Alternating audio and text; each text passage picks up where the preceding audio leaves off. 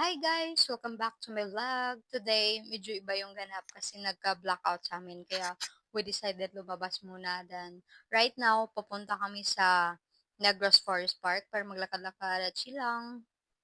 Then, ayan, ang init pero okay lang kasi mas refreshing maglakad kaysa nasa bahay na madilim, di ba? At least may lakad tayo today. Then, yeah, marami pala ditong mga tilapia.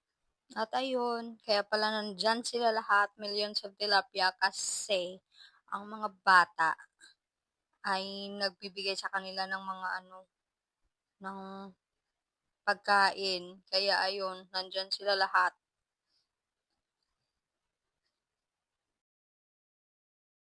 Yeah, finally guys, nandito na kami sa Negros Forest Park.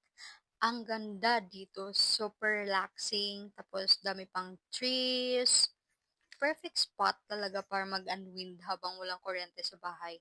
At especially, fresh air from the trees. Then, yeah, um, looking the different animals here inside of the Negros Forest Park. Yeah, the deer. Hi, deer. And, oh, I forgot what's the call of that. What, what kind?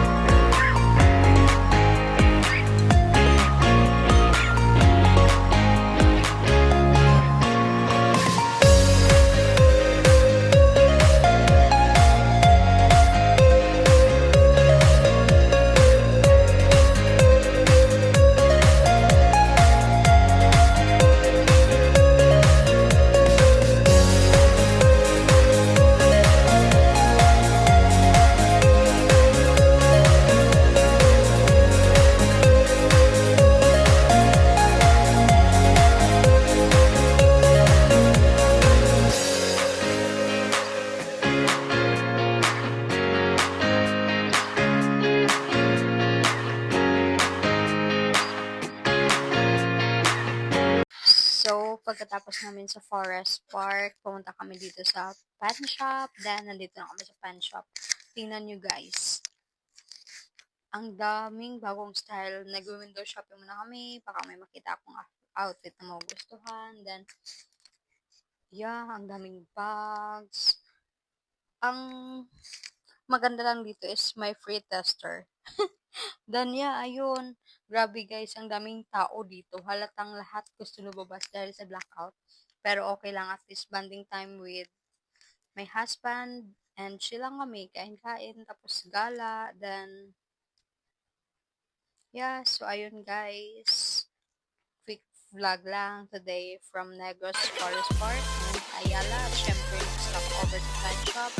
Sulit din kahit mag-blackout kasi nakalabas tayo at nakapag-relax. Don't forget to like, share, and subscribe. And see you in my next vlog. Thank you. Bye!